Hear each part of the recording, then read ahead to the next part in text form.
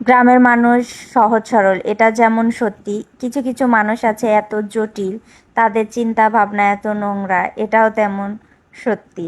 মানে কি বলবো, অনলাইন থেকে যখন আমরা কিছু কেনাকাটা করি তখন কুরিয়ার এর লোক এসে বাসায় পার্সেলটা দিয়ে যায়। তো ওটা দেখে অনেকেই ভাবে হাই রে হাই, কে না কে এসে পার্সেল দিয়ে যাচ্ছে, কি দিয়ে যাচ্ছে, কি সম্পর্ক এদের সাথে। অনেক কাহিনী, এই বিষয়গুলো গ্রামের মধ্যে বেশি হয়। তারা বোঝে না, নাকি বুঝেও না বোঝার ভান করে, আমি বুঝি না। তো আমি অনলাইন থেকে একটা টেবিল ম্যাট অর্ডার করছিলাম, তো ওটাই নিতে যাচ্ছিলাম। আর আমরা কিন্তু অলওয়েজ দুষ্টামি করতেই থাকি। আমার বান্ধবীও যেমন দুষ্টামি করে, আমার ভাগ্না ভাগ্নিরাও আমার সাথে তেমন দুষ্টামিই করে।